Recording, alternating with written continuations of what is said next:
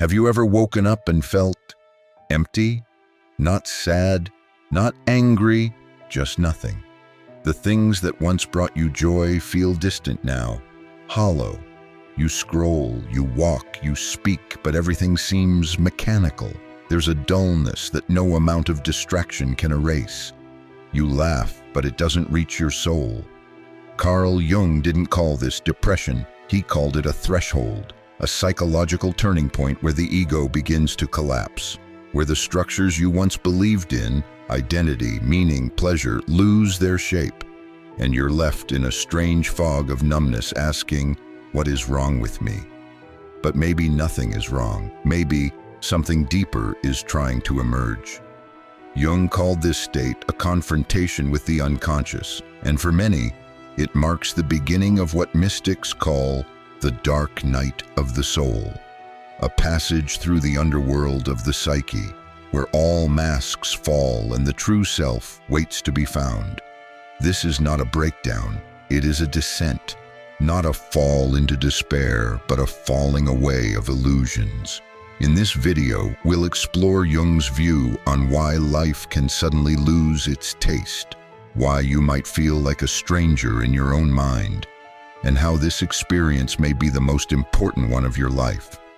Because when nothing feels fun anymore, it might be your soul inviting you to go deeper, to stop chasing light and finally turn inward into the shadows.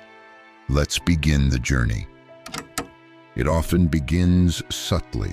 The foods you once craved no longer excite you. Music feels flat. Conversations feel forced. The laughter of others becomes background noise. It's not sadness exactly. It's the absence of feeling altogether. A quiet erosion of pleasure. Psychologists might call it anhedonia. But Jung saw something else beneath the surface. Not a symptom to be medicated away, but a signal from the soul. We live in a culture that teaches us to seek stimulation, validation, and endless productivity. But the psyche doesn't follow society's rules. When the outer world no longer satisfies the inner world, something must give. And so the unconscious begins to withdraw its energy from the surface of life. That's why nothing feels fun anymore, because your deeper self has stopped participating. In Jungian terms, libido, the psychic energy that fuels interest and vitality, begins to shift direction. It no longer flows outward into social roles, career goals, or distractions. Instead, it turns inward, toward the shadow, toward the self. This process feels like disconnection, but it's actually the first step toward reintegration. The loss of pleasure is not punishment, it's preparation. The psyche is protecting itself from further fragmentation by demanding stillness, quiet, a break from the noise. It wants you to notice what lies beneath your compulsions, to stop chasing and start listening. When the world turns gray, it is not the end. It is the cocoon. But because our modern world has no language for spiritual descent, we panic. We assume something is wrong with us. We rush to fix the feeling with more dopamine, more distractions, more doing, and in doing so, we miss the invitation to drop the mask, to face the ache, to sit with the emptiness and ask why it's there. Beneath the surface of every human being lives the shadow. Not evil, not bad, just unknown. Everything we were told to reject, our anger, fears, impulses, wounds, gets buried there, pushed out of conscious awareness. But the shadow never disappears. It waits. And when the ego becomes too brittle, too artificial, the shadow begins to call. This is what Jung saw in those who suddenly lost all joy. Their personas, the social masks we wear, could no longer hold. A deeper truth was demanding to be seen. When nothing feels fun anymore, your psyche may be resisting the false self you've been living through. The achiever, the performer, the pleaser. These roles might have once kept you safe, but they no longer nourish your soul. And the shadow knows this. In the stillness of anedonia, the shadow begins to rise, not to harm you, but to liberate you. This is not a comfortable process. It may show up as anxiety, intrusive thoughts, or painful memories resurfacing. You may question everything: your relationships, your work, even your identity. But this is the sacred unraveling. It is not a breakdown. It is a reckoning. The ego, which once filtered reality for the sake of survival, begins to dissolve.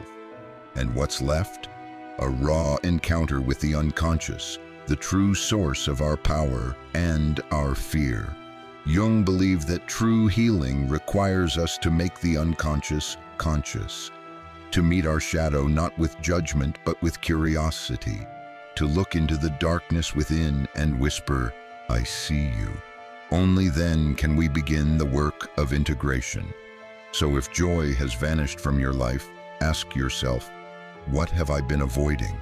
What parts of me have I silenced for too long?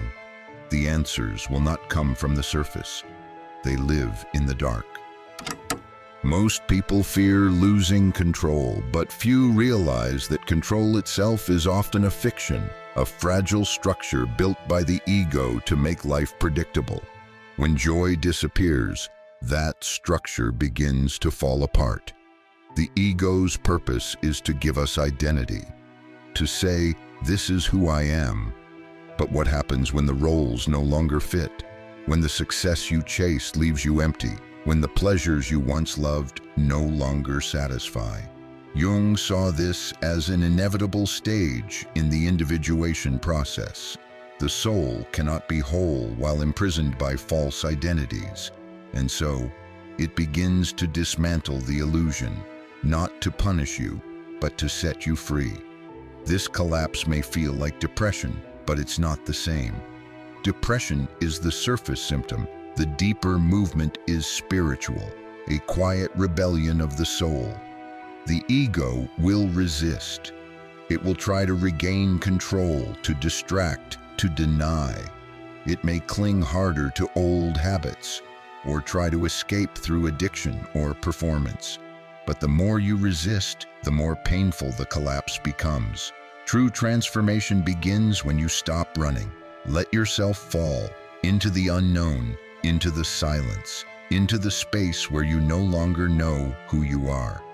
And that's exactly the point. This is the liminal space. Between identities, between illusions, between lives. Jung called this the night sea journey, a mythical voyage into the unconscious, a descent into the underworld, where the old self must die so the new one can emerge. If nothing feels fun anymore, perhaps it's because fun was the mask. And now, the mask is gone. All that remains is truth, raw, uncomfortable, and holy. What lies on the other side of collapse is not emptiness. It is the soul, long forgotten, long buried, but always present. When joy disappears, it is often the soul that is crying out, not for pleasure, not for comfort, but for depth, for meaning, for something real. This is not a place you can rush through. There are no shortcuts in the underworld. Meeting the soul requires stillness, listening, and an open heart. Jung believed that the soul speaks in symbols, images, and dreams. It doesn't communicate through logic or language. That's why, during the dark night, many people experience vivid dreams, synchronicities, or strange emotional shifts. The psyche is realigning, rebuilding itself around something more authentic. But to hear the soul, you must first silence the noise, the inner critic, the cultural expectations, the need to be productive. Instead, you sit with the silence. You breathe, you observe, and slowly the soul begins to respond, not with answers, but with presence, not with pleasure, but with purpose. This is the turning point in the journey, when the pain is no longer something to escape, but something to explore. When you realize that numbness isn't the end of feeling, it's the beginning of a deeper sensitivity. You begin to feel again, but not in the old way, not fleeting highs or dopamine rushes. You feel presence, groundedness, a quiet kind of joy that isn't tied to anything external, the kind of joy that can't be marketed or bought because it lives inside you. The dark night doesn't last forever. Though it may feel endless, it is a passage. And every passage has a threshold, a point where the descent gives way to ascent. But when you emerge, you are not the same. The world may look unchanged, but you are changed. The colors are more vivid. The silence feels sacred. The small things, a breeze, a glance, a warm cup of tea, become portals of meaning. You have not returned to the old life. You have entered a new one, guided not by impulse, but by insight. This is the gift of the dark night. It strips away what is false so you can remember what is true. It kills the performative self so the essential self can breathe. Jung believed that meaning is not given, it is made. In the crucible of suffering and surrender, you may still feel pain, you may still struggle, but now you carry a deeper knowing. That joy is not always loud, that purpose is not always clear, that the soul speaks in whispers, and you've learned how to listen. Life becomes quieter, but richer, more simple, but more alive. The ego is no longer your master, it is your tool. The shadow is no longer your enemy, it is your teacher. Not all who wander are lost. Some are simply walking through the valley of the soul. If you find yourself in a place where joy has vanished, where the world feels hollow and your identity is unraveling, know this: you are not broken, you are being rebuilt. The numbness you feel is not a failure. It is the sacred silence before a new song begins. This is the path few choose, but many are called to, a path of depth, of truth, of becoming. Jung once said, "One does not become enlightened by imagining figures of light, but by making the darkness conscious." And that is what you are doing, one breath at a time, one honest thought at a time, one moment of stillness at a time. So walk gently through this night. Honor your pain, trust your descent, because on the other side is not happiness, but something far greater, wholeness.